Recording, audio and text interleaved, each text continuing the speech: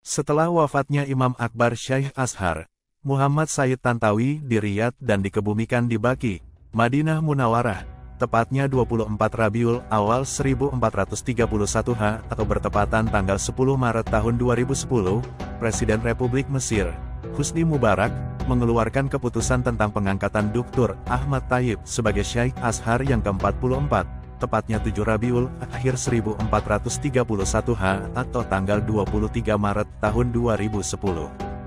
Nama lengkap Grand Syekh Al-Azhar itu adalah Ahmad Muhammad Thayyib. Lahir tanggal 6 Januari tahun 1946 di Luxor, Provinsi Kina. Dipercaya bahwa nasab keluarga beliau bersambung ke Imam Hasan bin Abi Thalib karamallahu wajhah. Syekh Thayyib masuk sebagai mahasiswa Al-Azhar dan meraih gelar lisens di Fakultas Usuluddin, jurusan Akidah dan Filsafat Islamiyah tahun 1969. Lalu melanjutkan ke jenjang magister dan lulus pada tahun 1971. Kemudian program doktoralnya dirampungkan pada tahun 1977. Jabatan yang beliau emban pada awalnya adalah sebagai Dekan Fakultas Dirasah Islamiyah wa Al-Arabiyah khusus laki-laki di Kina. Kemudian Dekan Fakultas Dirasat Islamiyah wa Al-Arabiyah khusus laki-laki di Aswan. Lalu menjadi Dekan Fakultas Usuluddin di Universitas Islam Internasional di Pakistan. Selain itu, beliau juga mengemban jabatan di Universitas Imam Muhammad bin Saud Al-Islamiyah di Riyadh, Saudi, kemudian Qatar dan Emirat.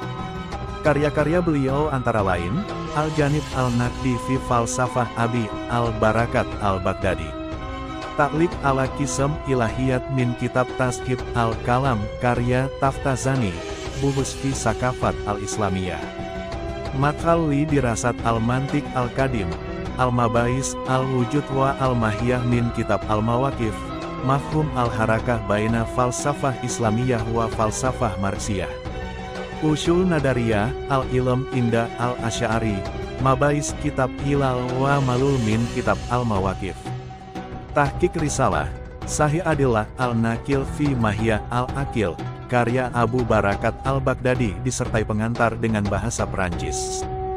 Tarjumah Al-Muqaddimah Al-Faransiyah li Mujam Al-Mufahras li Al-Fas Al-Hadis An-Nabawi, Ibnu Arabi fi Arwikah Al-Jamiyah Al-Misriyah, Nadarat fi Qadiyah Tahrif Al-Quran Al-Mansubah li Syiah Al-Imamiyah, dan Dirasat Al-Faransiyin an Ibn Arabi. Berikut beberapa nasihat beliau yang tertera di Saud Azhar tanggal 9 dan tanggal 23 Agustus tahun 2017. Ketahuilah kalian berbeda dengan semua universitas yang berada di dunia. Karena punggung-punggung kalian telah bersandar di sebuah universitas klasik yang umurnya telah melebihi 1000 tahun. Ketahuilah bahwa pendahulu-pendahulu kalian, meski mereka berpegang teguh dengan Turats yang agung, mereka juga adalah orang-orang yang pertama kali membuka pintu-pintu kultur budaya peradaban barat dan menyerap ilmu dan pengetahuan setelah menyaring antara yang bermanfaat dan tidak bermanfaat. Dan Universitas Al-Azhar ibarat rahim yang telah melahirkan Syekh Hasan, Athar, Rifa'ah Al-Tahtawi, Ayat Al-Tantawi, Muhammad Abduh, Mustafa Abdur Razik, Muhammad Abdullah Al-Daras, dan beberapa pendahulu dalam Usuluddin, Syariah, Lugo Arabiyah yang mempelajari itu semua di barat. Nasihatku sebagai seorang ayah dan pengajar agar bersungguh-sungguh mempelajari bahasa asing yang kelak akan menjadi jendela untuk mengetahui umat-umat yang lain. Dan merupakan nikmat Allah, sekarang telah tersedia jalan untuk mempelajari bahasa Inggris, Perancis, Jerman kepada para ahlinya di pusat pembelajaran bahasa di Azhar. Anak-anakku, aku mengucapkan selamat atas prestasi kalian dan kuucapkan juga selamat atas selesainya fase pertama dalam pendidikan kalian.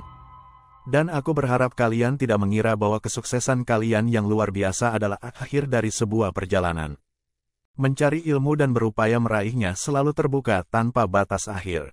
Aku berharap kalian melanjutkan ke magister sesuai kemampuan kalian, serta melipat gandakan usaha kalian dalam membahas sebuah ilmu di fase magister dan doktoral di tiap-tiap takhasus masing-masing.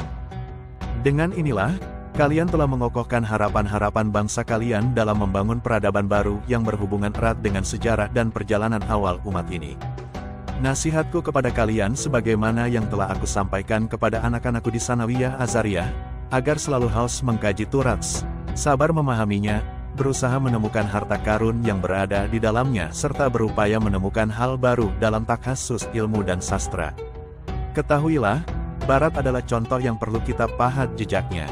Barat tidak akan bangkit, bebas, dan maju dengan perkumpulan kosong dan bermalas-malasan.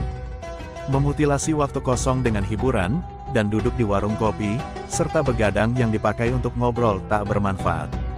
Sesungguhnya kebangkitan Barat dan kemajuan Eropa dengan keringat dan rasa lelah, memikul derita dan rasa susah dalam membuat, menemukan ciptaan, kemajuan di berbagai bidang, pikiran yang diletihkan guna memanfaatkan kemampuan, dan berusaha menemukan hal-hal yang tersembunyi dan mengeksploitasi yang telah Allah kasih berupa hikmah terhadap manusia. Bukan tidak mungkin kelak, jika kita bertekad kemajuan yang ditekadkan oleh Barat dan meneguhkan cita-cita dan harapan, melainkan kalian harus bangkit para pemuda, bersungguh-sungguh, bertekad dengan perkara-perkara kalian, dan merasakan sebuah pernyataan dari diri sendiri bahwa kemauan, kehendak, dan kemampuan kalian lebih tinggi daripada pemuda-pemuda Eropa, Amerika, Jepang, yang telah membangun negaranya hingga melambung tinggi dan sampai di puncak langit. Bahkan, aku meyakini bahwa kalian lebih bisa dari mereka, karena kalian memiliki agama, keyakinan, serta keterhubungan dengan turas klasik yang senantiasa diperbaharui dan kalian lebih spektakuler dari Barat, dan senantiasa dari sesuatu yang dilukiskan oleh ayah-ayah dan kakek-kakek kalian adalah sebuah sejarah yang tiada tandingannya hingga saat ini. Perhatian Syekh Ahmad Thayyib terhadap santri-santrinya sangat tinggi. Tak heran beliau dijuluki Abul Wafidin, abahnya para pelajar asing. Di masa beliau, pengajian, talaki menyerbak. Para masyaikh kibar turun gunung mengajar dan menjelaskan sisi-sisi tersembunyi dari sebuah ilmu. Semoga Allah menyehatkan beliau dan menggunungkan tekad beliau dalam mencetak Ashari yang sejati. Tanda pagar. Tanda pagar. Oh, Bapak orang-orang yang sederhana, sungguh kasidah telah lemah lantaran memuji toleransimu di antara manusia. Dialah Grand Syekh para Ashari yang telah berlelah menancapkan ilmu dan pengetahuan. Dia adalah Asy'ari, dan pengikut Imam Malik. Dia adalah Hasani serta mengikuti Tarikah Halwati. Seseorang yang hasut berusaha memadamkan cahayanya. Namun Allah menolaknya, sebelum dia menyempurkan cahaya tersebut dengan cahaya. Tanda pagar, tanda pagar, tanda pagar. Dia ingin memusnahkan kebencian di antara manusia, hingga mereka hidup saling mencintai dan cinta mampu merekah. Seorang imam yang sungguh-sungguh, pemilik kesabaran yang maha dan keteladan. Dialah Syekh Thayyib yang dicintai, pemilik kebaikan. Cukuplah dengan namanya sebagai nama dan sosok yang dinamai. Tandanya, batinnya lebih baik daripada dahirnya. Semoga Allah SWT selalu menjaga beliau dan memanjangkan umur yang dipenuhi dengan keberkahan dan rahmatnya.